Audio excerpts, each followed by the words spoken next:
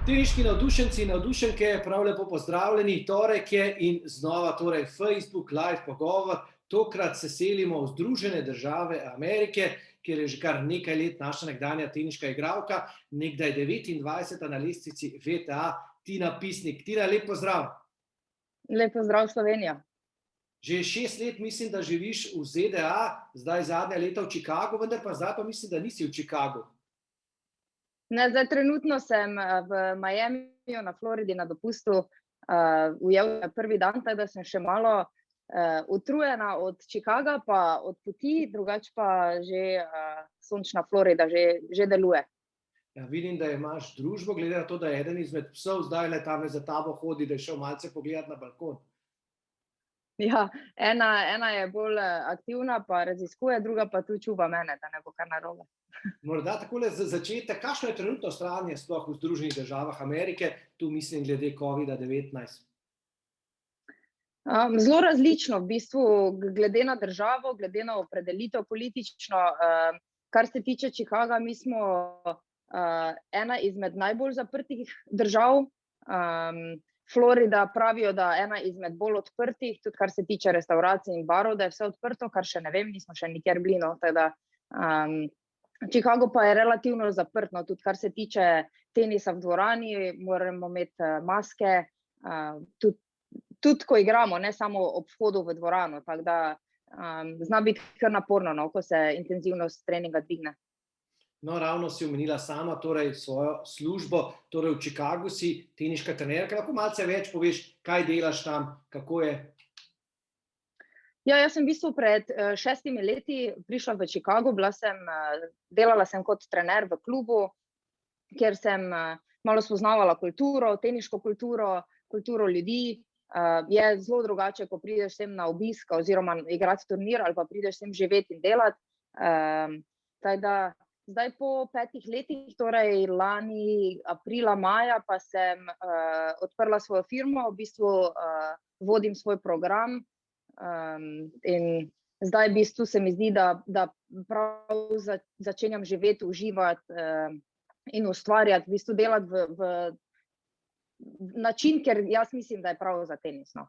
Ja, omenila si torej svoj program, to je program Smash Tenis. Kakšen je torej ta način, kaj je tisto, kar te navdaja torej z nekim optimizmom? V bistvu je ena taka svoboda, no. Je definitivno drugače, ko si bil enkrat na turu, pa si videl dejansko, kaj je potrebno, da ni samo ta rekreativni tenis, kar sicer mora biti, no, ampak mene zanima ta tekmovalni tenis, bolj te vode, zanima me razvoj igralcev od začetka, ko so stari 5-6 let, pa potem tudi v bistvu ta srednja šola, college in potencialno nikoli ne veš, no, ampak profesionalno, vsi vemo, da je to zelo mali procent možnosti, da kdo uspe, ampak zakaj pa ne, jaz mislim, da jim dajem najboljšo možnost, da si to izkusijo, da vidijo, zakaj je to potrebno, drugače pa se potem pač sami odločajo, kaj je njihova pot in kaj si želijo. Ja, ti si uspela v svoji teniški karieri, sicer je prišla tista poškodba pri 24 letih, vendar ne bova danes o tem, verjamem, da je še kakšna rana glede tega, pa vseeno, zdaj torej teniška trenerka. Kaj pa pravijo starši, ko te spoznajo v Ameriki, imajo zelo radi nekdanje teniške igralke, ki imajo seveda izkušnje tudi z največjih turnirjev, pa ne nazadnje tudi olimpijskih iger? Ja, dejansko je tu zelo velika pozornost na to, kar si dosegel, kaj si bil, kje si bil, kaj si doživel, kaj imaš za ponuditi. Tako da v bistvu je neka vstopna točka to, da si bil včasih na turu in da si igral te turnirje, tako da jaz mislim, da mi to zelo pomaga pri tem, kar delam. Je pa tudi na drugi strani, imam te izkušnje, imam jim nekaj zadati, nekaj več kot mogoče ostali trenerji, ki tega niso dali skozi. Nisem čisto 100% zagovornik tega, da če si bil dober igralec, si potem dober trener, lahko je tudi obratno. Tako da pač v bistvu, kako se kdo najde, no, jaz s tem uživam, jaz mislim, da sem se našla in dejansko uživam na terenu in znanjem, ki ga delim naprej. Ravno to, kakšna je potem ta tvoja teniška filozofija, morda na kratko, glede na razpon let, ki jih imaš, tu mislim na otroke, ne vem, koliko je najmlajši, pa koliko najstarejši, koliko krat na teden trenirajo, morda drugače kot v Sloveniji? V bistvu je zelo zanimivo, no, ker je ti mlajši, ko so, bolj si učitelj, starejši, kot so, bolj si trener. Tako da v bistvu meni je v bistvu zelo zanimivo, kako iz ene ure v drugo moram prilagajati malo svoj način razmišljanja, pristopa. Potem imaš ene malo manj resne, ene malo bolj resne, torej si malo bolj strog, malo več zahtevaš, malo bolj pritiskaš, malo bolj ženeš, pri drugih je malo bolj hobi. Tako da je v bistvu, zelo mi je zanimivo, no, razvija ta odnos z igralci, z družinami. Tako da veljam pa za eno bolj strogih, če ne najstrožjih trenerjev tu okrog, smo v okolju, kjer imajo zelo dosti denarja in je način življenja precej drugačen, kot če ga nimajo, tako da se temu moraš tudi prilagoditi. Je pa jaz mislim, da tudi zelo spoštujejo, jaz jih ne ocenjujem po tem, koliko denarja imajo ali nimajo, ko stopijo na igrišče, so v moji pisarni, so moji standardi, moje zahteve in če se najdemo vse, če ne pa jaz verjamem, da so tudi drugi trenerji, ki to zadovoljujejo njihove potrebe. V bistvu je fajn, zanimivo. Morda lahko kakšen primer, koliko igralcev imaš in če imaš nekega igralca, ki je zelo talentiran, kako trenirata, kolikokrat na teden, je to skrivnost, na kakšen način?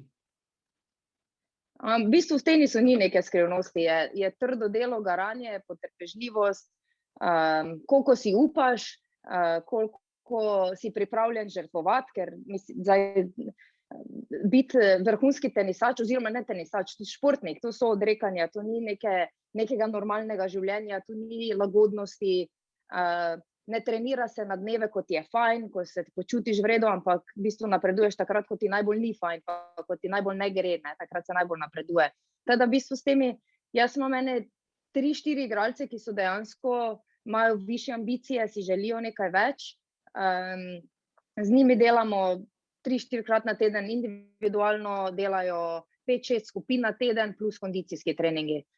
So pa tudi ostali, ki jim je v bistvu cilj ta college tenis, tu je zelo velik poudarek, v bistvu je to, jaz mislim, da jim jaz bolj odpiram oči, da obstaja ta profesionalni tenis, da ga približam, ker imajo občutek, da je to nekaj tako daleč nedosegljivega, da niti ne poskusijo. V bistvu jim je zelo poznan jim je ta college tenis in jim je to glavni cilj in zato se dela. Velik poudarek je na tem srednješolskem tenisu, ta tekmovanja, te lige, tako da v bistvu so oni zelo velik poudarek dajo temu ekipnemu duhu, ta srednješolski college tenis. Zdaj pa par teh družin, igralcev, ki so me spoznali, pa so videli, da dejansko se da tudi v profesionalnem tenisu, da ni to nekaj čist tam super zunaj, da je nedosegljivo, pa si malo več upajo, malo večje ambicije, malo večje želje. Tako da mogoče enkrat, en dan bo kdo tam na teh velikih turnirjih. Kako pa je samo specializacijo za tenis? Morda ti si bila vrhunska športnica, izjemno si obvladala tudi nogometno žogo, lahko bi bila tudi nogometašica, ne nazadnje v Ameriki je nogomet zelo popularen. Kako pa je s tem pri tebi oziroma kako Američani razmišljajo, kdaj začnejo resno razmišljati samo o enem športu? Ja, dejansko je tu ta bejzbol, ameriški nogomet, košarka, zelo velik poudarek. Je pa res, jaz mislim, kar manjka ne vem, ali je to tu v Ameriki, za vsako stvar imajo trenerja.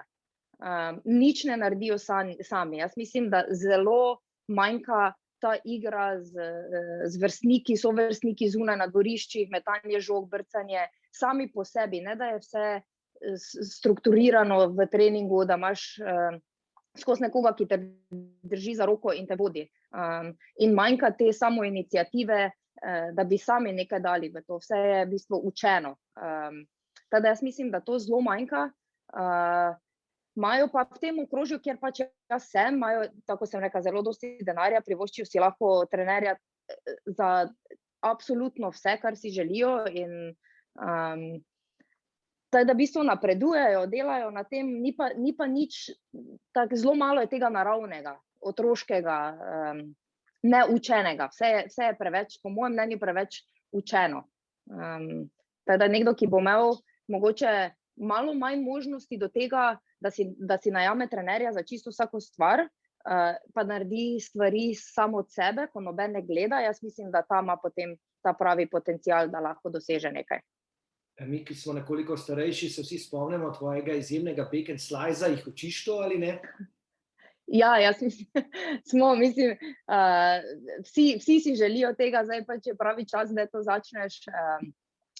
Mislim, jaz sem vesela, da lahko to delim naprej, da dejansko igralci opazijo to in kako to udariš, kaj naj naredim, kako se tega lotiš, kdaj to odigram.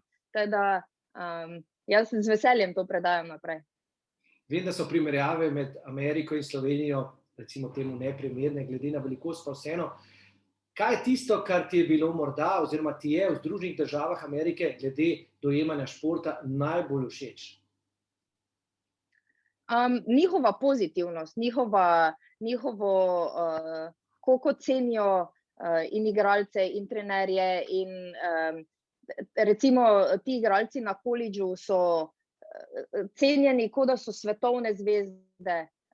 Tudi v srednjih šolah imaš čisto drugačen status, ko si športnik, ko igraš za ekipo. Tako da jaz mislim, da ta pozitivna, ta podpora teh športnikov je dosti večja kot pri nas v Sloveniji. Po drugi strani je pa v Sloveniji nas je manj, je ta konkurenca, pozitivna konkurenca in jaz mislim, da tudi to je rezultat tega, da imamo kar solidne igralce, ki prihajajo, ki se pojavljajo na svetovnih lestvicah in je tudi, mislim, so pozitivne in negativne lastnosti, mislim. Čisto da jaz mislim, da mislim, da v Sloveniji je zelo v redu ravno to, da je ta pozitivna konkurenca, da rukneš enega s komolcem in se dviguješ. No.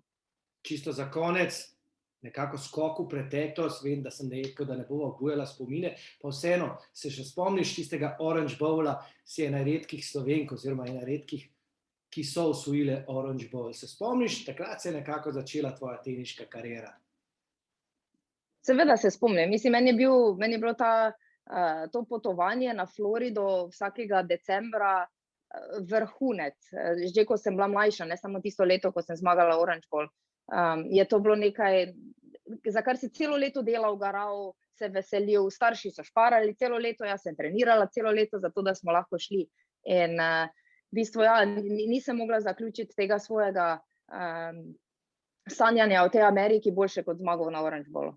In prav zdaj, 20 leti kasneje, si znova v Miamiju. Ja, prišla sem obujati spomine. Zadnje vprašanje so še kaj pozabila, pa bi bilo potrebno omeniti ali pa kakšno sporočilo v Slovenijo? V bistvu spremljam rezultate, zelo sem vesela teh rezultatov teniških igralcev in igralk in jaz upam, da bojo spet te zlate generacije, kot smo me bile in če so kadarkoli, če bo kdo kadarkoli v Ameriki, kakršnakoli pomoč iz te strani, Facebook, Instagram, telefonska, kadarkoli. Hvala lepa in srečno. Enako, hvala.